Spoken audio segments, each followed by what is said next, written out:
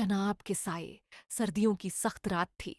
चनाब के किनारे स्थित गांव खानपुर में गहरी खामोशी छाई हुई थी। सिर्फ कुत्तों की भौंकने की आवाजें और दरख्तों की सरसराहट सुनाई दे रही थीं।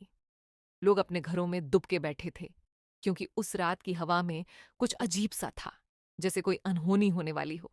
रियाज, जो शहर में मजदूरी करता था, महीनों बाद अपने गांव आया था।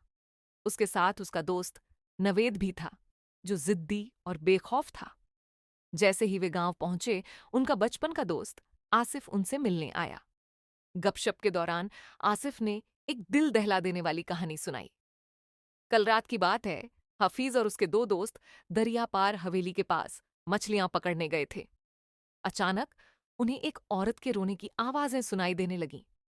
वो रोना नहीं, बल्कि जैसे कोई अपने दिल की गहराइयों से चीख रहा हो। एक दोस्त तो तुरंत वहां से भागने की कोशिश करने लगा, लेकिन वह इतना डर गया था कि दरिया के पानी में फिसलकर गिर पड़ा। बाकी दोनों भी कांपते हुए गांव वापस आए, और अब वो लड़का जो पानी में गिरा था, नीम बेहोशी की हालत में पड़ा है। नवेद हंसते हुए बोला, तुम सब लोग डरपोक हो।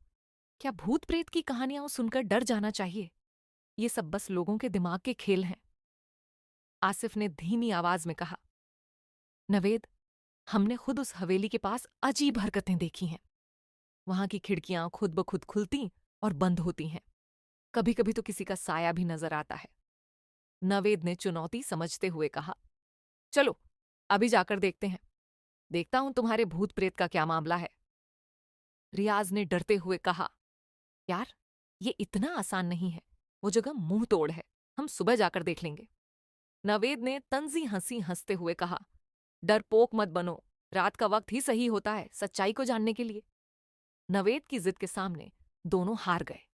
वे तीनों अपने साथ टॉर्च और एक छोटा सा चाकू लेकर दरिया के पार जाने के लिए निकल पड़े। अंधेरी रात में दरिया की ठंड और हवा की सरसराहट उनके जिस्म को झकझोर रही थी। जैसे ही वे पुरानी हवेली के पास पहुंचे, वहां की हवा में एक भीषण बदबू थी, जैसे किसी चीज की लाश सड़ रही हो। खंडर की दीवारें टूट फूट चुकी थीं, और हर कदम पर सूखे पत्ते चटकते हुए उनके दिल की धड़कनें बढ़ा रहे थे। हवेली का दरवाजा धीरे धीरे खुल रहा था, जैसे किसी ने उनका इंतजार किया हो। नवेद हंसते हुए बोला, ये तुम्हारा भूत है? बस पुरानी दीवारें और हवा की आवाजें। लेकिन जैसे ही वे अंदर गए, एक अजीब सी ठंडी हवा उनके शरीरों को छूती हुई गुजर गई। आसिफ ने कांपते हुए कहा, मुझे ये जगह बिल्कुल भी ठीक नहीं लग रही। डरना बंद करो, नवेद ने चिढ़कर कहा, और तेजी से आगे बढ़ने लगा। वे एक बड़े हॉल में पहुंचे, जहां दीवारों पर पुरानी तस्वीरें लटकी हुई थीं। इन तस्वीरों के चेहरों पर धुंधलापन था, लेकिन जैसे वो उन्हें देख रहे हों। अचानक एक तस्वीर खुद ब खुद जमीन पर गिर गई, और शीशे के टूटने की आवाज गूंजी। तीनों के चेहरे डर से सफेद पड़ गए। नवेद ने बहाने बनाते हुए कहा, बस एक पुरानी तस्वीर थी। लेकिन जब वे आगे बढ़े, तो एक कमरे से किसी के रोने की आवाज आई। वह आवाज इतनी गमगीन थी कि रियाज के पैरों तले जमीन निकल गई। नवेद ने टॉर्च जलाकर कमरे में देखा। सामने एक औरत खड़ी थी, सफेद कपड़ों में लिपटी हुई। उसका चेहरा बिल्कुल धुंधला था, लेकिन आंखें लाल अंगारों की तरह चमक रही थीं। मेरे बच्चे को वापस दो, मेरे बच्चे को वापस दो, वह लगातार चीख रही थी। नवेद की जबान गंग हो गई। उसके हाथों से टॉर्च गिर गई, और वह अंधेरे में गुम हो गया। आसिफ ने चीख मारी, हमें यहां से निकलना चाहिए। लेकिन जैसे ही वे बाहर भागने लगे, दरवाजे खुद ब खुद बंद हो गए, और वह खौनाक औरत तेजी से उनकी तरफ बढ़ने लगी। भागो! रियाज ने जोर से चीखा, और सब दीवाने की तरह भागने लगे। लेकिन रास्ते में उनके कदम किसी चीज ने पकड़ लिए, जैसे कोई नजर न आने वाली जंजीर उनके पैरों को जकड़ रही हो। नवेद चीखते हुए बोला, कोई मेरा गला दबा रहा है, मुझे बचाओ। लेकिन उसकी आवाज धीरे धीरे खत्म होती गई।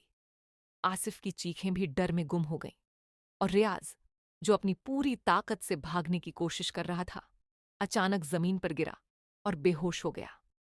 सुबह के वक्त कुछ गांव वाले उन्हें ढूंढने के लिए निकले। उन्होंने रियाज को आधा मरा हुआ पाया। उसका शरीर बर्फ की तरह ठंडा था। नवेद और आसिफ का कहीं नामो निशान नहीं था। जब रियाज को होश आया तो वह लगातार बड़बड़ाता रहा। वह औरत, वह मेरे सामने थी, उसकी आंखें, उसकी चीखें।